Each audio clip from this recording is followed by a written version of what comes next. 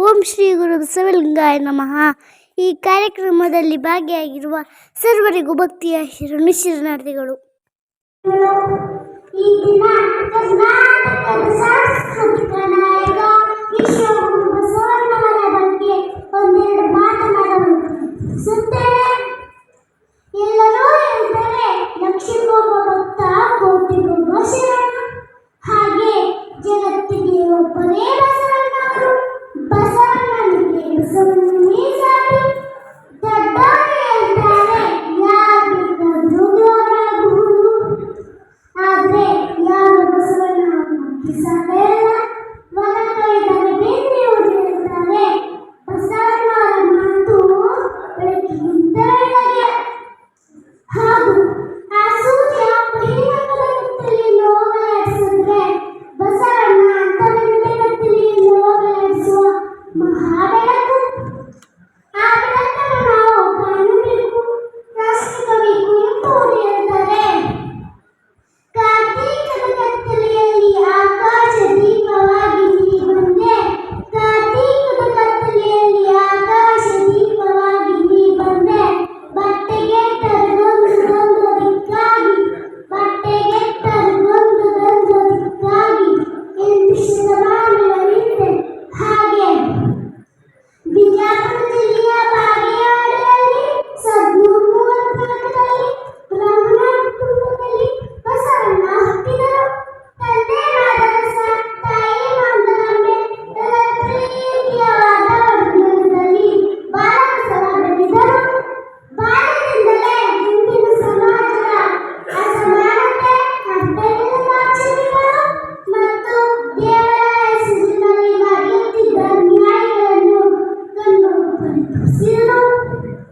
ಹುಟ್ಟು ಕ್ರಾಂತಿಕಾರಿಯಾದ ಬಸವಣ್ಣ ಬ್ರಾಹ್ಮಣರ ಕಟ್ಟುಪಾಡಿನ ಜನಿವಾರವನ್ನು ಕೀರ್ತಿಸಿದು ಕೂಡಲಸಂಗಮಕ್ಕೆ ಹೊರಟರು. ಅಲ್ಲಿ ಈಶಾನ್ಯಮಂಡಲ ಶಿಷ್ಯರಾಗಿ ಸಣ್ಣದೇವನ ಭಕ್ತರಾಗಿ ಹೊಸದುರ್ಗನ್ನು ಕಂಡರು. ಮೇಲು ಕೀಳು ಎಂಬ ಭೇದವಿಲ್ಲದ ಉತ್ತಮ ಸಮಾಜವನ್ನು ನಿರ್ಮಾಣ ಮಾಡಬೇಕೆಂಬುದು ಬಸವಣ್ಣವರ ಮೊದಲ ಉದ್ದೇಶ. ಬಸವಣ್ಣವರ ಕನಸಾಗಿತ್ತು. ಅದಕ್ಕಾಗಿ ಕೂಡಲಸಂಗಮದಿಂದ ಬಿಜ್ಜಳಾರಸನಿರುವ ಮಂಗಳವಾಡಕ್ಕೆ ಹೊರಟರು. ಅಲ್ಲಿ ಮಂತ್ರಿ ಪದವಿಯೂ ಸಿಕ್ಕಿತು. ಗಂಗಾಂಬಿಕೆ, ನೀಲಾಂಬಿಕೆ ಅವರ ಜೊತೆ ಮದುವೆಯೂ ಆಯಿತು. ನೆಕ್ಸ್ಟ್ ತಮ್ಮ ಕನಸಿನ ಉತ್ತಮ ಸಮಾಜವನ್ನು ಕಟ್ಟಲು ಮುಂದಾದರು. ಸಾಮಾಜಿಕ ಮತ್ತು ಧಾರ್ಮಿಕ ಸಮಾನತೆ ಹಾಗೂ ದೇವರ ಪೂಜೆ ಮಾಡುವ ಅವಕಾಶ ಎಲ್ಲರಿಗೂ ಸಿಗಬೇಕು ಎಂಬುದು ಬಸವಣ್ಣವರ ಮೊದಲ ಉದ್ದೇಶವಾಗಿತ್ತು. ನಮ್ಮ ತಟ್ಟೆ ಊಟ ನಾವೇ ಮಾಡುವಂತೆ ದೇವರ ಪೂಜೆ ಮಾಡುವ ಪೂಜಾರಿಯಾಗಿ ದೇವರು ಎಲ್ಲ ಕಡೆ ಇದ್ದಾನೆ ಎಂದು ಬಯಸಿದೆಲ್ಲರಿಗೂ ಇಷ್ಟವಿಲ್ಲವಾದ ಅನ್ಯ ಮಾಡಿದರು. ಲಿಂಗಾಯತ ಧರ್ಮವನ್ನು ಸ್ಥಾಪಿಸಿದರು. ದಿನೇ ದಿನೇ ಅವರ ಶರಣರ ಸಂಖ್ಯೆಯೂ ಹೆಚ್ಚಿತು. ಅವರ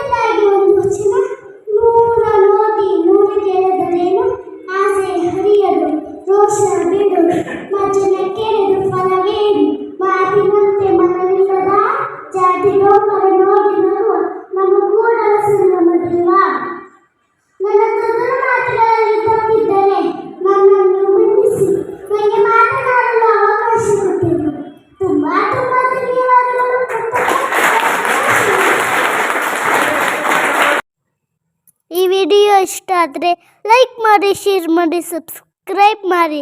ಥ್ಯಾಂಕ್ ಯು ಆಲ್.